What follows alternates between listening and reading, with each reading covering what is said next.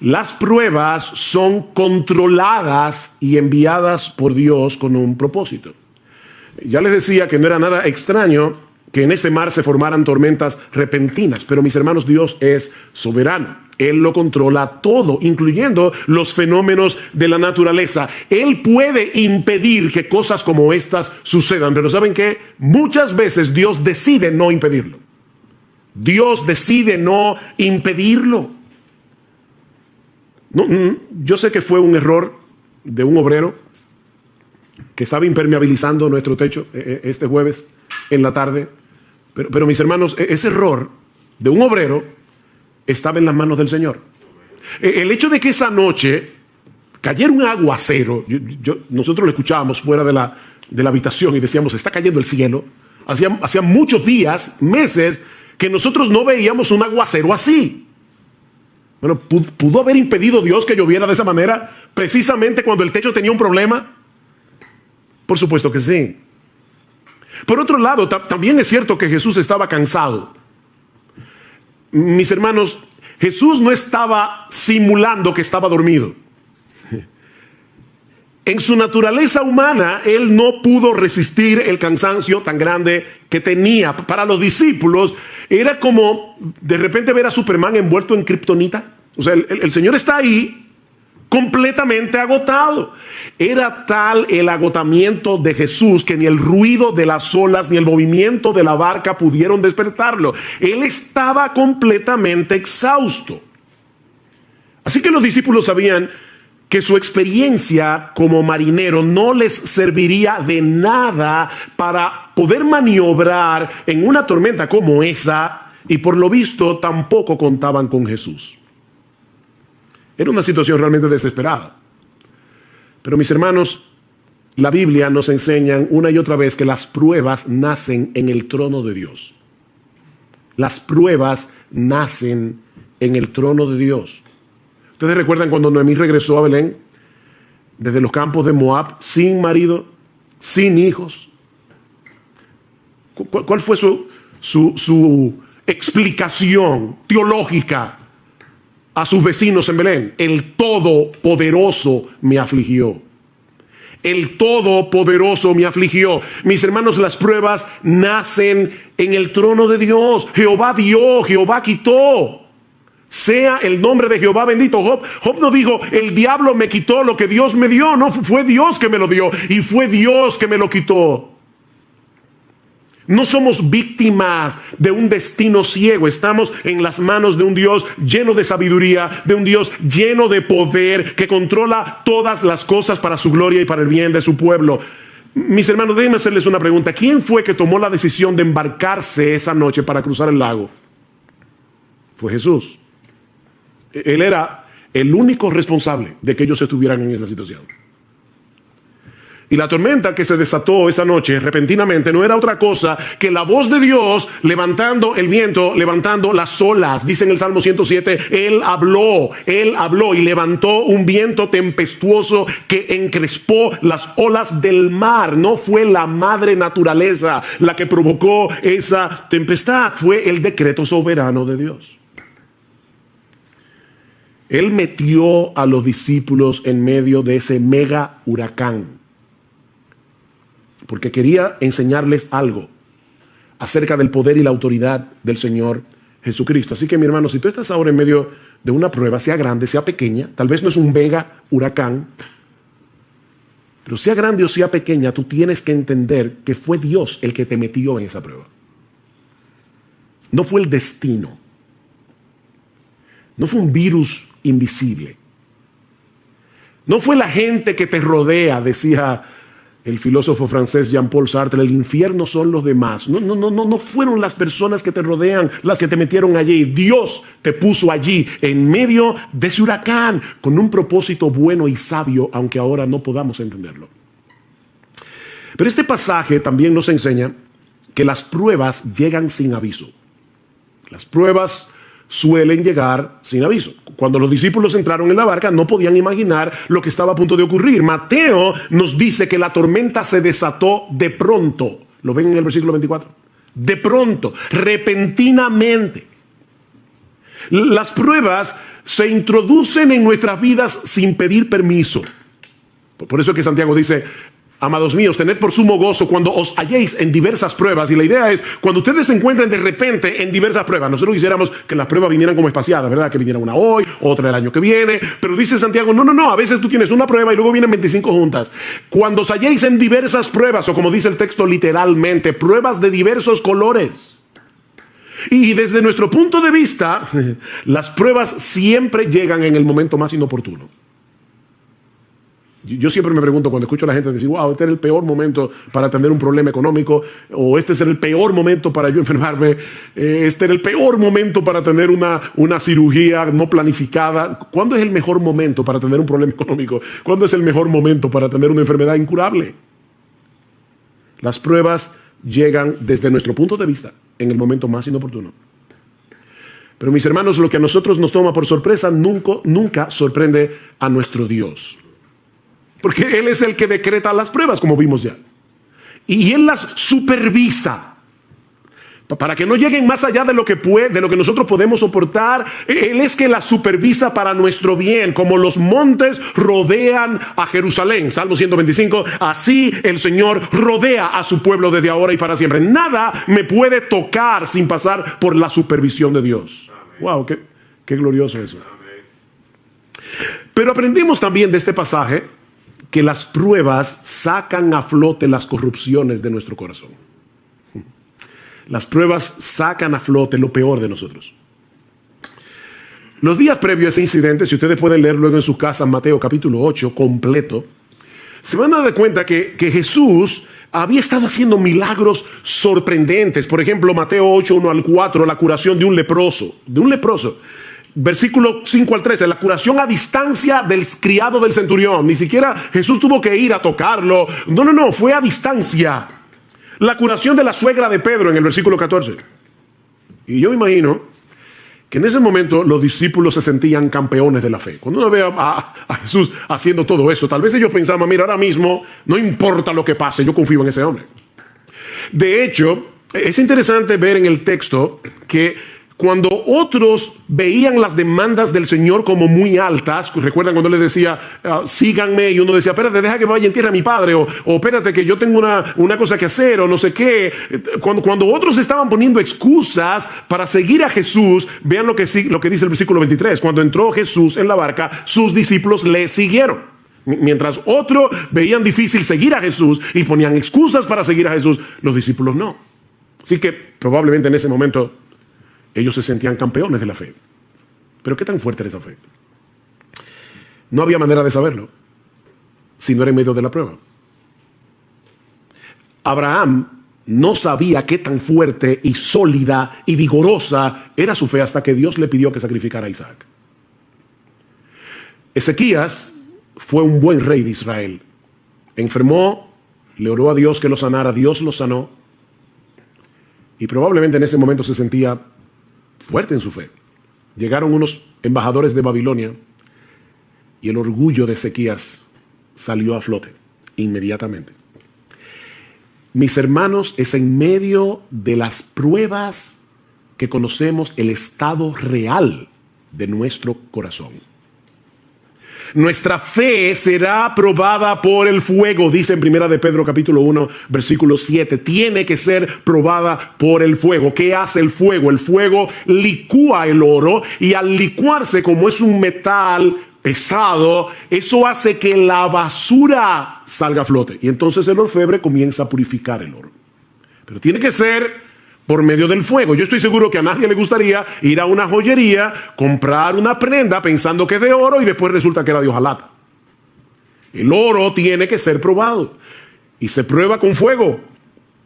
No solo para ver su genuinidad, sino también para librarlo de impurezas. El oro tiene que ser probado por fuego, y nuestra fe también.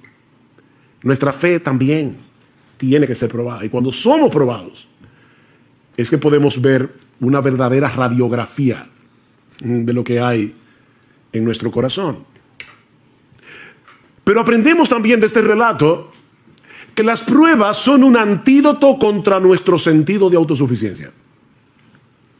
Las pruebas son un antídoto contra nuestro sentido de autosuficiencia. Estos hombres eran pescadores, bueno, y eran pecadores también, pero eran pescadores experimentados, eran marineros de experiencia. Seguramente ellos habían estado en tormentas anteriormente en el mar de Galilea, porque eso era muy común. Pero ahora Dios los había colocado en una situación tan extrema que ellos sabían que toda su experiencia no les serviría de nada. De nada. Mis hermanos, Dios usa las pruebas para llevarnos a descansar únicamente en Él, para destruir nuestro sentido de autosuficiencia. Pablo dice en 2 Corintios capítulo 1, versículos 8 al 9, que Dios los puso en una situación tal cuando ellos estaban en Asia Menor, que Pablo dice, nosotros tuvimos temor de morir, pensamos que no íbamos a conservar la vida, y Dios hizo eso, escuchen lo que dice Pablo, a fin de que no confiáramos en nosotros mismos. Pablo, el gran apóstol Pablo, está diciendo, en otras palabras, yo tengo la tendencia, igual que todos los demás, a confiar en mí mismo. Y Dios envió esta prueba para que no confiáramos en nosotros mismos. Todos nosotros tenemos una fuerte tendencia a confiar en nuestras propias capacidades. Y ¿saben qué? Nunca somos más débiles, ni estamos en una condición más vulnerable que cuando somos atrapados por el sentido engañoso, que es una ilusión, de que nosotros podemos hacer las cosas en nuestras propias fuerzas. Eso es una ilusión.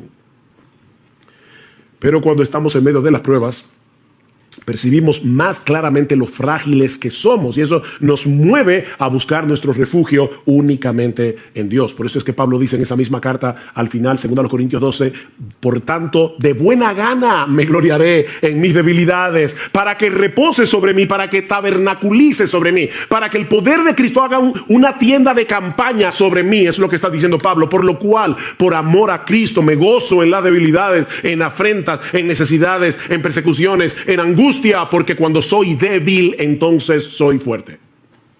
Cuando soy débil. Nunca estamos en una mejor condición espiritual que cuando percibimos que se acaban nuestras fuerzas, que ya no tenemos otra opción que ampararnos en el poder de la gracia de Dios.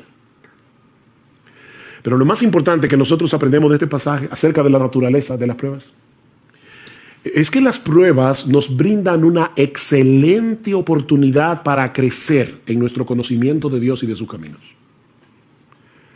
Las pruebas son una escuela. Una escuela. Versículo 27.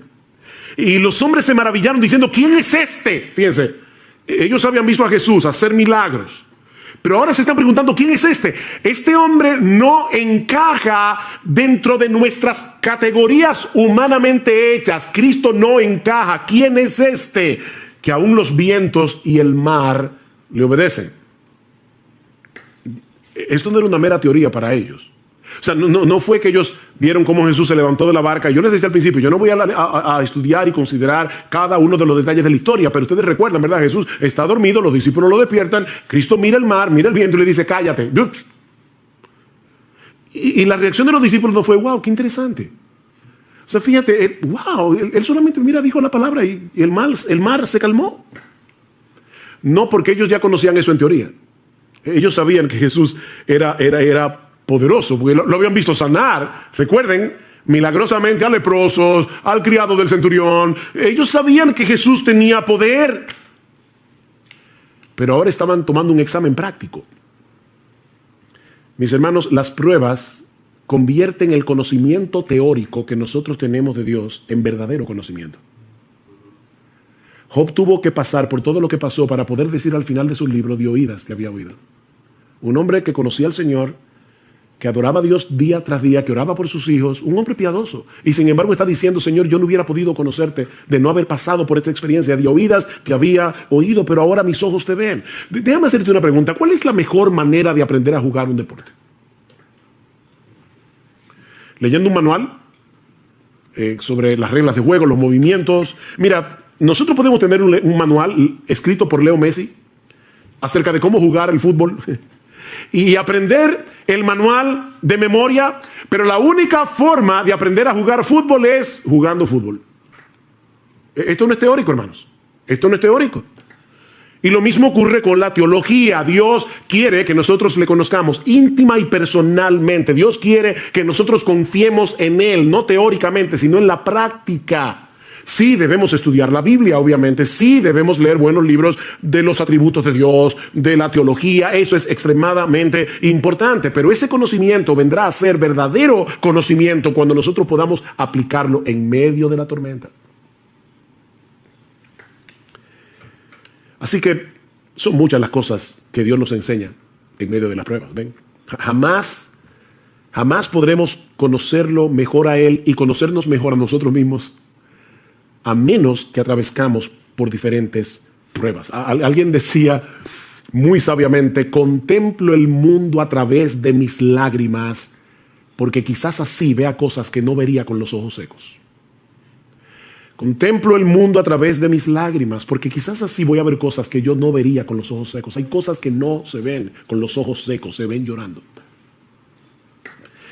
Pero este pasaje, tan sencillo, ¿verdad? Son solo como 4 versículos. También nos enseña algunas cosas acerca del ejercicio de la fe en medio de las pruebas. Sí, ya vimos lo que el pasaje nos enseña acerca de la naturaleza de las pruebas, pero veamos ahora lo que nos enseña este pasaje acerca del ejercicio de la fe en medio de las pruebas. Esa noche, los discípulos se dejaron controlar por el miedo, se dejaron controlar por la angustia, a tal punto que no solo pusieron en dudas el poder de Jesús, sino también su amor y su cuidado. Vean otra vez el versículo 25. Y llevándose a él le despertaron diciendo: Señor, sálvanos, que perecemos. El Evangelio de Marcos dice: Maestro, ¿no tienes cuidado que perecemos? Y no es que hay un error entre Marcos y Mateo, es que los discípulos comenzaron todos a hablar a la vez. Y unos dijeron una cosa, otros dijeron otra. Pero el punto es que ellos estaban tan llenos de miedo que perdieron de vista lo que implica tener a Jesús en la barca. Ellos perdieron eso de vista. Y algunos pudieran pensar: bueno, pastor, pero óyame, no era para menos. No, Cristo tenía una evaluación muy diferente. ¿Por qué estáis amedrentados, hombres de poca fe? Hay al menos 2 cosas que nosotros aprendemos de esa respuesta de Jesús a los discípulos. La primera es que la fe rehúsa dejarse dominar por el miedo.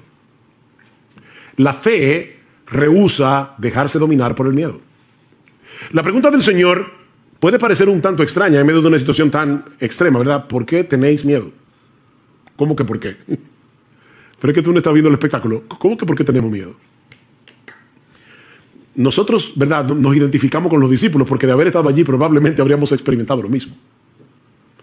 Sin embargo, la pregunta de Jesús implica una reprensión. ¿Por qué reaccionan con miedo? Ahora, déjenme aclarar algo para no crearles un problema de conciencia innecesario. Eso no quiere decir que los cristianos no tenemos derecho a luchar con el miedo, sobre todo cuando estamos en una situación de peligro potencial. No. El miedo, el temor es algo que Dios ha puesto en nosotros para llevarnos a la protección, a protegernos, a no ser locos y arrojarnos a una situación que puede hacernos daño. Lo que no tenemos derecho, los cristianos, es a dejarnos controlar por el miedo. Fíjense, nosotros tenemos derecho a tener una lucha inicial con el miedo. Lo que no tenemos derecho es a dejarnos dominar por el temor, tomando en cuenta que nosotros tenemos un Dios como el nuestro que cuida de nosotros. Los discípulos perdieron el control de sí mismos al punto de hablarle a Jesús con insolencia. Maestro, ¿no te importa? Oigan la expresión. ¿No te importa que perezcamos? En vez de mostrar una fe sumisa y esperar confiados en que Jesús iba a hacer lo que él tenía que hacer, la frustración, el miedo, los llevaron a reprocharlo por su falta de cuidado y de amor. Ahora, no olviden, mis hermanos, que ellos acaban de ver a Jesús sanar todo tipo de enfermedad. Ellos acaban de ver a Jesús echar fuera demonios. Ellos estaban conscientes de su poder. Ellos estaban conscientes de la compasión de Jesús, pero dejaron que el miedo los controlara. En otras palabras, en ese momento ellos perdieron su teología. Ellos perdieron su teología. ¿Alguna vez te has visto a ti mismo reaccionando de ese modo? Porque, ay, mis hermanos, a mí me ha pasado más veces de lo que yo quisiera recordar. Me ha pasado más veces de lo que yo quisiera recordar. Sabemos que el Señor es bueno, sabemos que Él es todopoderoso, sabemos que Él está lleno de compasión y de sabiduría.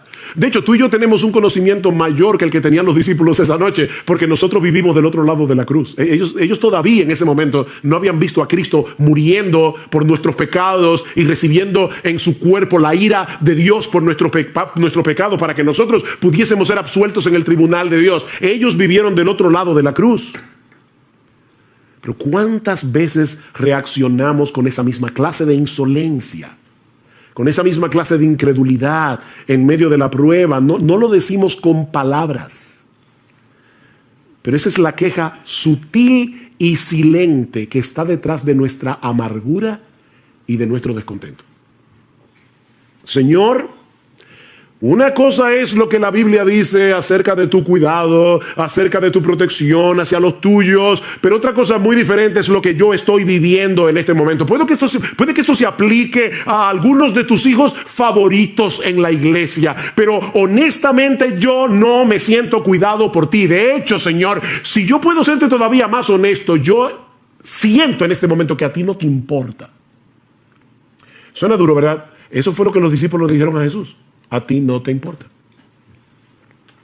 Por eso se llenaron de miedo. Imagínense lo terrible que es estar en un universo como el nuestro, en un mundo caído, lleno de problemas, y encima de eso saber que en los cielos hay un Dios a quien tú no le importas.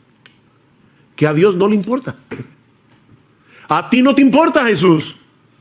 Eso fue lo que los discípulos le dijeron. Por eso alguien decía que esta es la historia de dos tormentas. Una en el mar y otra en el corazón. Esta es la historia de dos tormentas. Mis hermanos, ¿qué debemos hacer cuando percibimos esa agitación inicial de nuestras almas? Cuando percibimos que hay un peligro o una aflicción. Porque decimos, la fe rehúsa dejarse dominar por el miedo. Sí, pastor, eso suena muy bonito, pero ¿cómo yo hago eso? Bueno, eso me lleva a la segunda enseñanza, a la segunda lección que nosotros podemos aprender de este relato sobre el ejercicio de la fe en medio de las pruebas. Y es el hecho de que hay algo que nosotros tenemos que hacer con la fe. O si quieren ponerlo de otro modo, nosotros aprendemos de este relato no solo que la fe rehúsa dejarse dominar por el miedo, sino que la fe es una actividad. La fe es una actividad. Lo que yo quiero decir con esto es que la fe no se dispara automáticamente en medio de las pruebas. Se trata de algo que nosotros tenemos que poner en acción. Tú y yo somos responsables de tomar el escudo de la fe. Lucas, en el relato paralelo, nos dice que luego que el Señor calma el mar en tempestad, Él le pregunta a los discípulos, ¿dónde está vuestra fe? ¿Ven la pregunta? Eso es como el individuo que se compra un revólver para defenderse de los ladrones, lo esconde muy bien, y entonces cuando de repente lo asaltan, y él le cuenta el relato a un amigo, y le dice, wow, me asaltaron, y el revólver dice, no, los ladrones no lo encontraron. Pero no hizo nada. O sea, él tenía el revólver ahí, pero no hizo absolutamente nada. Lo que Jesús le está diciendo es, ¿dónde está? ¿Qué hicieron ustedes con la fe? ¿Dónde está vuestra fe? ¿Qué hicieron ustedes en ese momento con la fe que tienen en mí? Porque mis hermanos, ellos tenían fe en Jesús. Por eso lo despertaron. Pero no hicieron nada con esa fe. Aparte de despertar a Jesús insolentemente. Mis hermanos, hay algo que debemos hacer con nuestra fe para impedir que la angustia nos arrope. ¿Qué dice el salmista en el Salmo 56? En el día que temo, fíjense, no es yo nunca tengo miedo. No. En el día que temo, yo en ti confío. En el día que temo, yo tomo la decisión de confiar en ti. Yo tomo la decisión de pensar correctamente. Por eso decimos que la fe es una actividad, porque es la actividad de mantener a raya nuestra incredulidad con la palabra de Dios. Nosotros tenemos que mantener a raya la serpiente de la duda, la serpiente de la incredulidad con la palabra de Dios. El problema de los discípulos en la barca es que ellos no se hicieron cargo de la situación, sino que dejaron que la situación se hiciera cargo de ellos, que la situación los controlara. Miren, mis hermanos, cada vez que nosotros estamos en medio de una prueba, la voz de la duda comienza a hablar inmediatamente.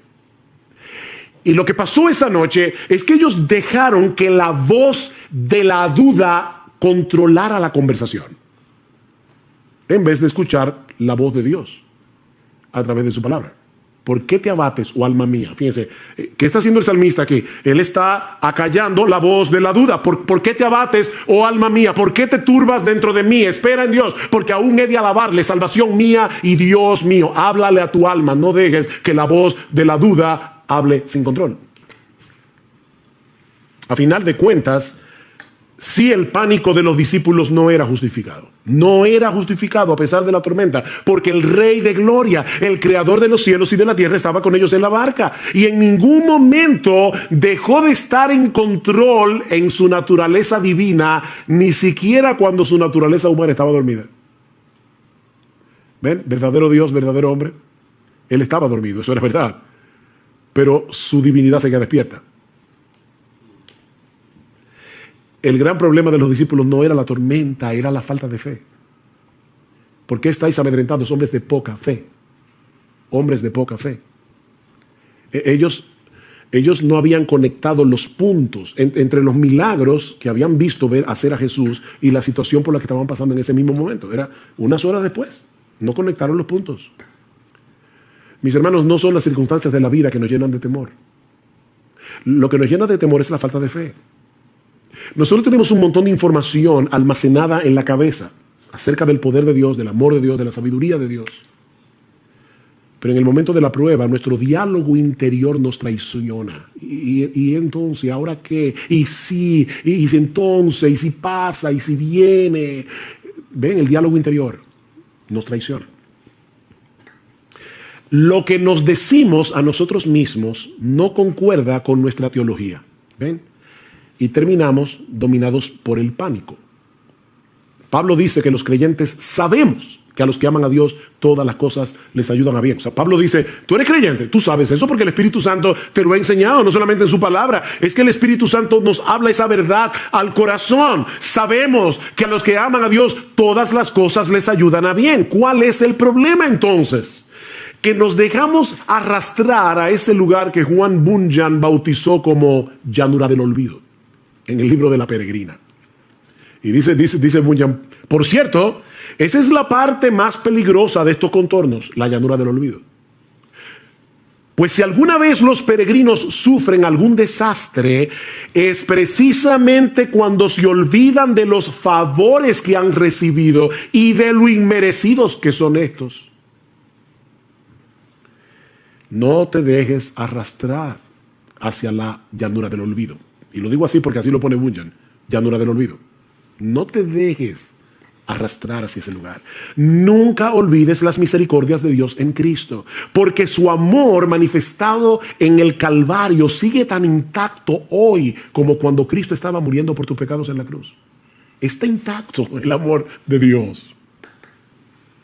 Ayer escuchaba la historia de una mujer que iba en un barco y el capitán era su esposo. Resulta que de repente se levanta una fuerte tempestad, la mujer está muy atemorizada y va hacia el marido y el marido le pregunta, ¿por qué tienes miedo? Y ella le responde con otra pregunta, ¿y tú por qué no tienes miedo? Hay una tormenta allá afuera. Él, el marido, le pidió a un joven que estaba ahí, dice, tráeme mi espada. Él le trae la espada y él se coloca con la espada frente a ella y le dice, ¿tú me tienes miedo? Y dice ella, por supuesto que no. Y dice, ¿por qué tú no me tienes miedo? Dice, porque yo sé que tú me amas, tú eres mi esposo. Bueno, le dice él, el Dios que controla esta tormenta es mi Padre que me ama y no la usará para hacerme daño. Ella dice, pero el barco puede hundirse. Ah, le dice él, entonces mi alma irá a su presencia a la espera de la resurrección de mi cuerpo.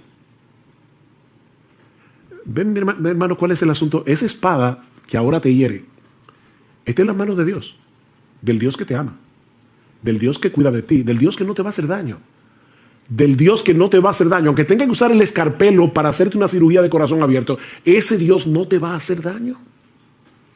Mis hermanos, no podemos permitir que las consecuencias de esta pandemia o Lo que sucedió este fin de semana con nuestro edificio, claro que no me dio alegría saber que este domingo no nos íbamos a poder reunir en nuestro local. Por supuesto que me dio tristeza ver toda esa agua corriendo por el púlpito y bañando las sillas. Y no fue motivo de alegría subir al techo esta semana, el viernes, y ver lo que había pasado allí.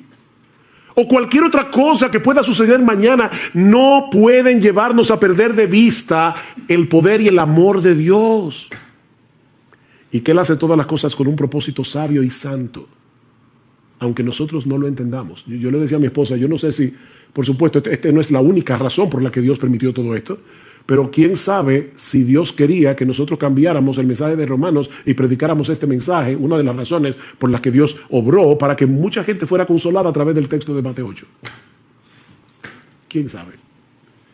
Dios tiene tantos propósitos que solo los descubriremos todos cuando lleguemos al cielo. ¿Y acaso? No a nosotros, Señor, no a nosotros, sino a tu nombre da gloria, Salmo 115, por tu misericordia y por tu fidelidad. Solo tu nombre merece gloria porque solo tú estás lleno de misericordia y solo tú eres completamente fiel.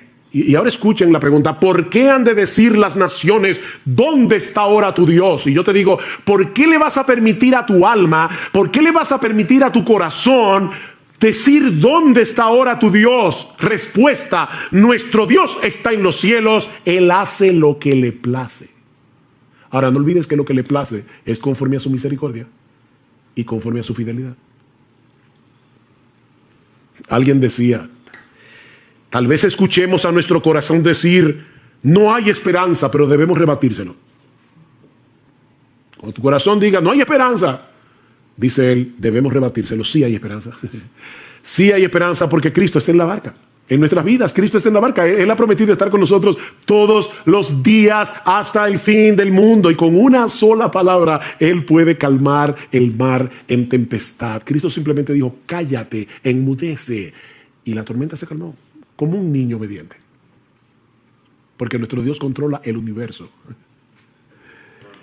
Así que no importa qué tan severa sea la tormenta, no importa qué tan claro percibamos que nuestra barca está a punto de naufragar, una sola palabra de Cristo es suficiente para hacer que el mar vuelva a sosegarse.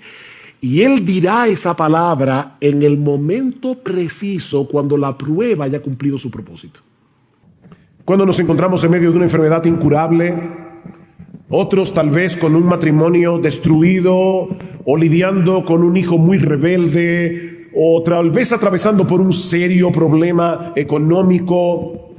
Mis hermanos, nuestro Dios suele usar este tipo de circunstancia para magnificar su poder y su gracia en una forma extraordinaria, como vemos en el texto que vamos a exponer en la mañana de hoy en el Evangelio de Marcos. Yo les pido por favor que vayan en sus Biblias al Evangelio de Marcos, los versículos 21 al 43.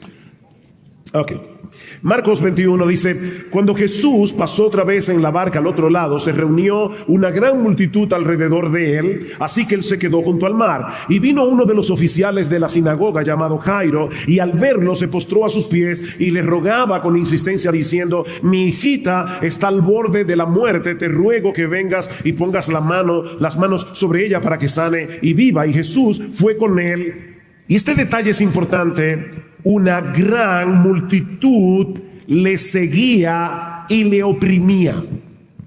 Jairo, dice el texto, era un oficial de la sinagoga. La sinagoga era ese lugar donde se reunían los judíos y adoraban al Señor durante el Sabbat, durante el día de reposo, cuando estaban lejos del templo de Jerusalén. Cada sinagoga tenía un oficial o un grupo de oficiales que eran los encargados de supervisar todo lo concerniente al culto. Nosotros venimos aquí el domingo en la mañana, ya todo eso está preparado, aquí hay un micrófono, aquí hay una cámara, todo está bien, los hermanos de alabanza. Hay alguien que tiene que coordinar todo esto. Bueno, eso era lo que hacían los oficiales de la sinagoga. Generalmente eran personas elegidas por la comunidad debido a su carácter, debido a su devoción religiosa, de manera que Jairo era un hombre muy conocido, era un hombre muy respetado en la ciudad de Capernaum, que es donde ocurre esta historia. Y cuando él llega delante de Jesús, dice Marcos que se postra delante de él en una actitud suplicante, porque su hijita, yo sé que la Reina Valera dice su hija, es su hijita, literalmente está al borde de la muerte. Más adelante Marcos nos va a decir que esa niña tenía 12 años. Y Lucas añade el dato de que era una hija única. Sin embargo, en medio de esta situación angustiosa, en medio de esta situación desesperada, Jairo cree que Jesús es capaz de sanar a su hija. Ahora, recuerden, hermanos, que fue en la sinagoga de Capernaum donde el Señor sanó a un endemoniado en Marcos capítulo 1, y según los evangelios, fue en la ciudad de Capernaum donde Cristo realizó la mayoría de sus milagros. Así que muy probablemente Jairo había visto al Señor Jesucristo hacer cosas portentosas en la ciudad de Capernaum. Y él conocía el poder de Jesús, pero sobre todo conocía la compasión de Jesús, y por eso le suplica de rodillas delante de todo el mundo. No olviden, aquí hay una gran multitud, y Jairo le suplica de rodillas delante de todo el mundo que sane a su niña. Ese, de paso, hermanos, es uno de los propósitos de Dios en la aflicción: hacernos conscientes de nuestra debilidad, hacernos conscientes de nuestra dependencia de Él, para ponernos de rodillas en una actitud suplicante delante del Señor. Hay una frase sumamente conocida de C.S. Lewis donde él dice: Dios nos susurra en nuestros placeres, nos habla en nuestra conciencia, pero nos grita en nuestros dolores. Dice Lewis, ese es su megáfono para despertar a un mundo sordo. Ahora, aquí tenemos que usar un poco de imaginación. Mis hermanos, lo que Jairo está haciendo era muy arriesgado para un hombre de su posición social, de su posición religiosa. Pero él amaba a su hija más que su reputación. Su corazón de padre no le permitía estar atento en este momento a ninguna otra cosa que no fuera la sanidad de su hija. Y yo estoy completamente seguro de que todos los padres que están aquí me entienden perfectamente. Los padres somos capaces de hacer lo que sea por uno de nuestros hijos.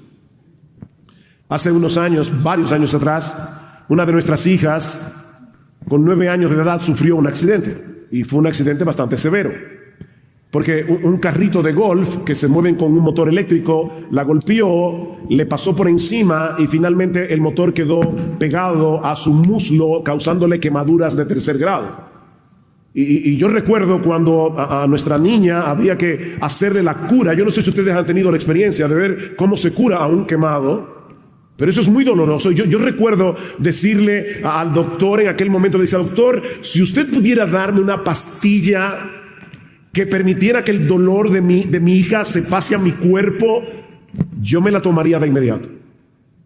Los padres somos capaces de hacer lo que sea por causa de nuestros hijos. Y Jairo tenía una última esperanza en la persona de Jesús. Una última esperanza en la persona de Jesús. Jairo sabía que no tenía mucho tiempo para estarse preocupando por guardar el protocolo de una persona de su rango. Él iba a hacer todo lo que estuviera a su alcance para salvar la vida de su hija, aunque eso le costara perder su reputación. Pero entonces, hermanos, ocurre algo inesperado que pone a prueba la fe de Jairo. Una mujer enferma se interpone en el camino, deteniendo el avance de Jesús, que recuerden que ya era lento de por sí, porque la multitud lo oprimía. Yo imagino a Jairo con el corazón a 1000, deseando que Dios abriera la multitud como abrió el Mar Rojo para que Jesús pudiera avanzar. Y ahora de repente Jesús tiene que detenerse por causa de una mujer enferma. Vean los versículos 25 al 26, una escena que yo he titulado Una dilación inquietante. Ya vimos una situación desesperada. Veamos ahora una dilación inquietante. Versículo 25. Y una mujer que había tenido flujo de sangre por 12 años y había sufrido mucho a manos de muchos médicos y había gastado todo lo que tenía sin provecho alguno, sino que al contrario había empeorado, cuando oyó hablar de Jesús, se llegó a él por detrás entre la multitud y tocó su manto. Hermanos, la providencia del Señor a veces es tan extraña, es tan misteriosa. ¿Cuántos años tenía la hija de Jairo? 12 años. ¿Cuánto tiempo tenía esta mujer sufriendo de esta enfermedad? 12 años. Así que muy probablemente el mismo año en que esta mujer enfermó, nació la hija de Jairo. Y la vida de estas dos personas comenzaron a correr separadas la una de la otra hasta que de repente se encuentran en la persona de Jesús. Impresionante. Dios había orquestado las cosas para que la enfermedad de esta mujer, que había empezado 12 años antes, pusiera a prueba la fe de Jairo 12 años después. Uno no tiene ni idea de lo que Dios está haciendo en la vida de cada persona. Esta mujer no solamente tenía un serio problema de salud, ella tenía un serio problema social y un serio problema religioso. Cuando una mujer tenía la menstruación, según la ley del Antiguo Testamento, permanecía por 7 días ceremonialmente impura y no podía ser tocada por nadie. Una impureza ceremonial no implicaba nada pecaminoso, sino que le impedía a la persona afectada participar en la adoración en la sinagoga o en el santuario, ir al mercado, estar con las amigas, tocar a la gente. Mis hermanas, a ustedes les hablo. Esta mujer llevaba 12 años sin poder vivir una vida normal. Aparte, me imagino la debilidad que ella tenía que estar padeciendo por causa del flujo de sangre. Esta mujer había tenido que sufrir vergüenza, había tenido que sufrir soledad, 12 años sin recibir un abrazo, 12 años sin que nadie la tocara. Y tal vez, porque la gente es cruel, sufriendo al mismo tiempo la incomprensión de la gente que pensaba que tal vez ella estaba pagando por un pecado que había cometido. Todo esto, mis hermanos, suele mezclarse en las aflicciones. Job tenía suficiente con lo que estaba padeciendo en su cuerpo, la pérdida de sus bienes, la pérdida de sus hijos, para que 3 amigos vinieran a insistirle en que él estaba así porque había pecado. Lamentablemente, hermanos, a veces uno quisiera, cuando llega una prueba, que vengan por turno, ¿verdad? Una hoy, otra el año que viene. Pero Santiago dice: tened por sumo gozo cuando os halléis en diversas pruebas. Y la idea del texto es cuando de repente, al mismo tiempo, os encontréis sumergidos en diversas pruebas. Eso era lo que esta mujer estaba pasando. Y para colmo de males, ella había gastado todo lo que tenía yendo de un médico a otro, de un médico a otro, de un médico a otro, y no habían podido hacer absolutamente nada por ella, sino que mientras pasaba el tiempo, dice Marcos, su condición se ponía peor.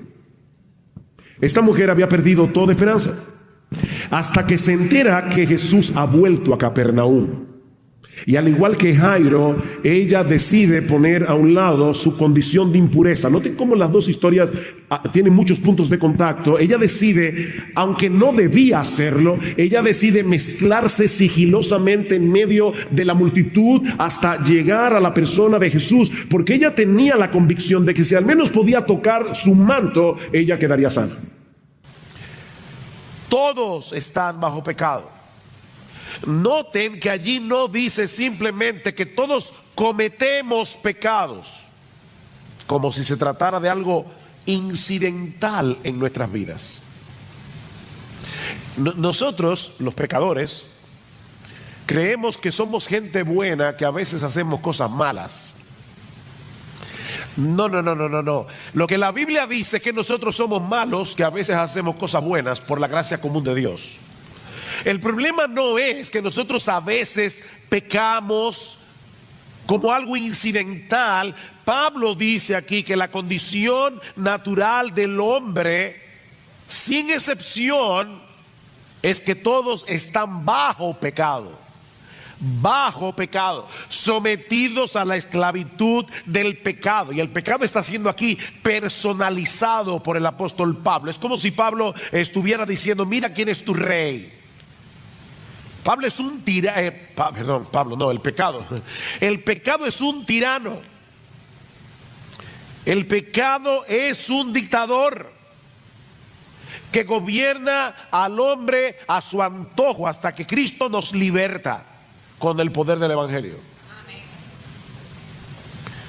Por supuesto, tú le dices eso a un incrédulo y él jamás podrá verse a sí mismo de esa manera. Y la razón es que el pecado actúa a través de nuestra voluntad. O sea, cada vez que tú haces algo, estás haciendo lo que tú quieres hacer. Y como tú estás haciendo lo que tú quieres hacer, eso te da la sensación de que eres una persona libre. Estás haciendo lo que quieres hacer. Pero la realidad es que estamos tan infectados por el pecado que todo lo que hacemos en nuestro estado natural está regido por algún principio pecaminoso.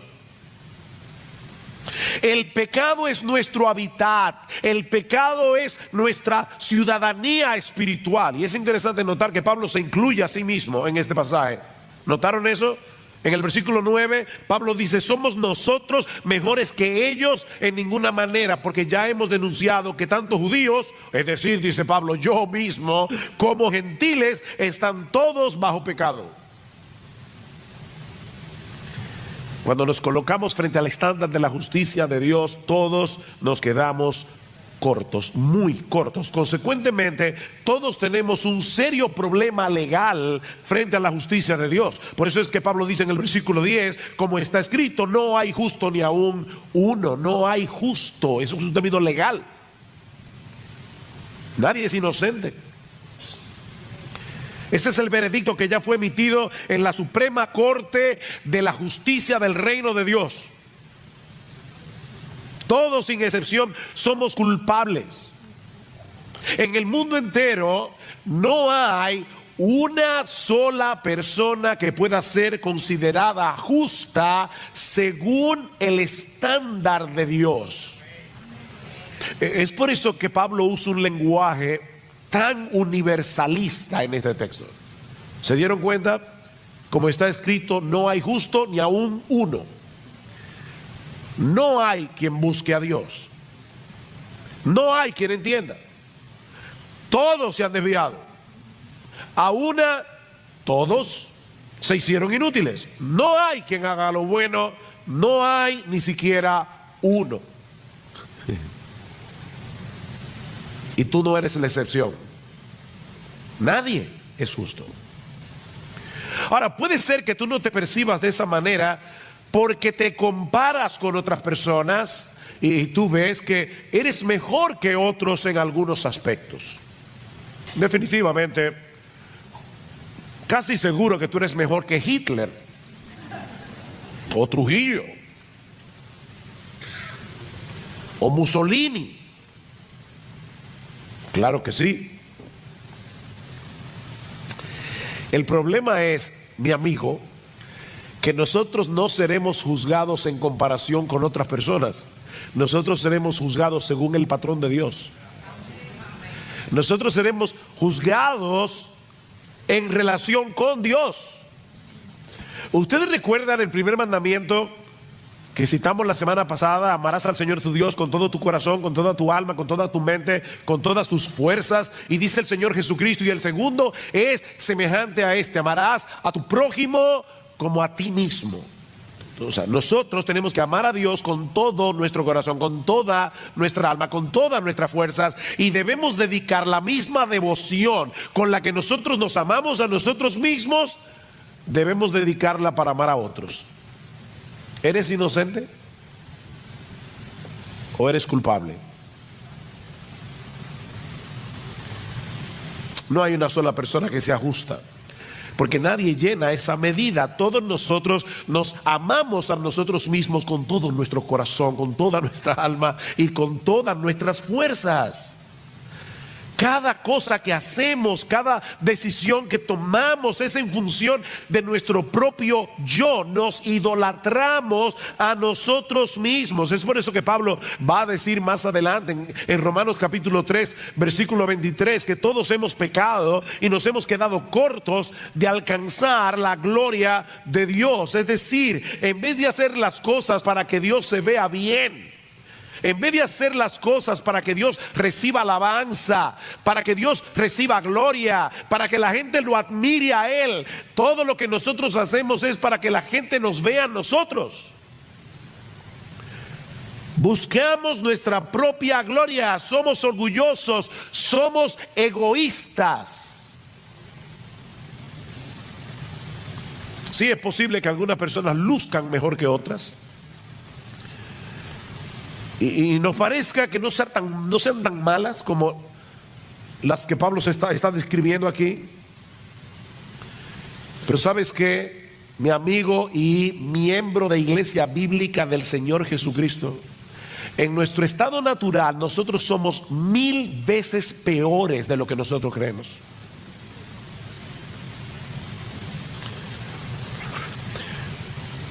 Leí en estos días un ejemplo que creo que puede ilustrar esto. Imagínate que hay 3 nadadores que quieren llegar de Hawái a Japón nadando. Solo son 6,200 kilómetros. El primer nadador no sabe nadar. Se tira al agua y a los 5 minutos se hunde y se ahoga. El segundo nadador es un poco más experto, así que se puede nadar en mar abierto 60 metros, pero ¿qué va? Se hunde y se ahoga. El nadador profesional se ha preparado para el asunto, lleva ya 50 kilómetros nadando, a los 60 ya está bien agotado, a los 70 kilómetros se hunde y se ahoga. La pregunta es, ¿hay alguno de los 3 que esté más ahogado que los otros?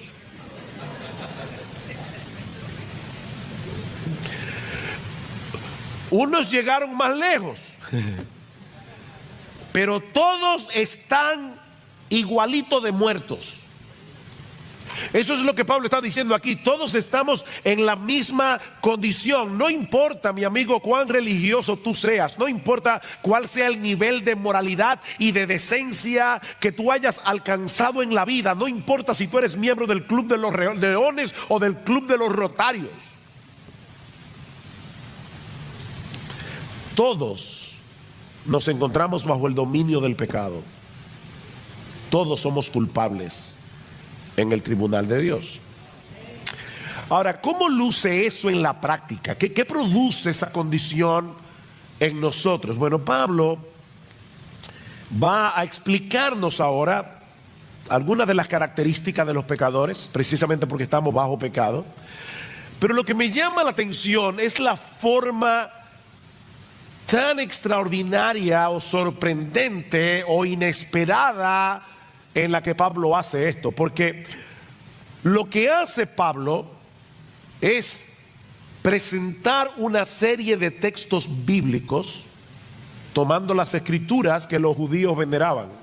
Recuerden que Pablo está tratando de probar, sobre todo a los judíos, que ellos son tan culpables como los gentiles, a pesar de que tenían la ley, a pesar de que tenían el pacto, a pesar de que eran el pueblo escogido. Así que Pablo toma sus propias escrituras y les dice, y es que ustedes no leyeron el Antiguo Testamento. Ustedes leen todos los textos que yo les voy a citar, ustedes los conocen, pero tienen un velo, ustedes tienen un prejuicio, están tan llenos de ustedes mismos que no pueden interpretar correctamente la Biblia, a pesar de que la veneran. Y lo primero que Pablo nos dice aquí, son 6 cosas que Pablo menciona. La primera es que precisamente por el hecho de que todos estamos bajo pecado, el pecado ha distorsionado nuestra capacidad de razonamiento. Versículo 11. No hay quien entienda. No hay justo ni aún uno, pero tampoco hay quien entienda. El intelecto humano funciona muy bien para muchas otras cosas, pero no para conocer a Dios como Él debe ser conocido, para amarle a Él como Él debe ser amado, para deleitarnos en Él como deberíamos deleitarnos en Él.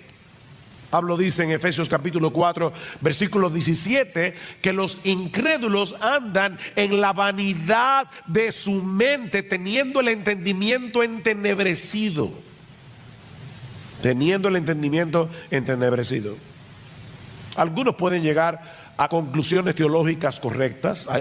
Hay incrédulos que saben que Dios es trino, Dios Padre, Dios Hijo, Dios Espíritu Santo. Hay incrédulos que saben que Dios es perfecto. Hay incrédulos que saben que Dios es omnisciente, que Dios es omnipotente, que Dios es santo. Ellos lo saben eso. Pero esa información por sí misma nunca los moverá eficazmente a amar a Dios, y mucho menos a someterse deleitosamente a su autoridad. Mira, una cosa es tener información acerca de Dios, otra muy diferente es conocer a Dios en Cristo y tener una relación personal con Él. Santiago nos dice en su carta que los demonios también creen y tiemblan. Los demonios tienen información acerca de Dios y saben que esa información es verdadera y siguen siendo demonios. Los demonios creen y tiemblan. Pero el pecado no solamente ha distorsionado nuestra capacidad de razonamiento, sino que Pablo nos dice también que el pecado ha distorsionado nuestros deseos y nuestra voluntad. Dice en el versículo 11, no hay quien entienda, no hay quien busque a Dios. No hay quien busque a Dios. Por naturaleza amamos lo que deberíamos aborrecer, aborrecemos lo que deberíamos amar. Nuestros deseos están dañados. De manera que en vez de buscar a Dios, nosotros procuramos mantenerlo a una distancia prudente y en algunos casos lo más lejos posible. Miren, mis hermanos, a menos que Dios haga una obra en nuestro corazón, transformando nuestra personalidad desde su misma raíz, ninguno de nosotros se inclinaría naturalmente hacia Él. El pecado afectó nuestros deseos, el pecado afectó nuestra voluntad, amamos lo que nos daña. Y queremos mantener lejos de nosotros la fuente de todo bien. No hay quien busque a Dios. Para ponerlo en el lenguaje de Pablo, en Romanos, todos nosotros increíblemente nos protegemos de la gloria de Dios. Nos protegemos de la gloria de Dios porque no queremos que Él destruya nuestra gloria. No queremos eso. No somos capaces de entender que Dios está comprometido. Escuche esta frase. Dios está comprometido a glorificarse haciéndonos bien. Él busca su gloria no porque es un Dios egoísta, sino porque es un Dios bueno. Porque Él se glorifica haciéndonos bien. Increíble.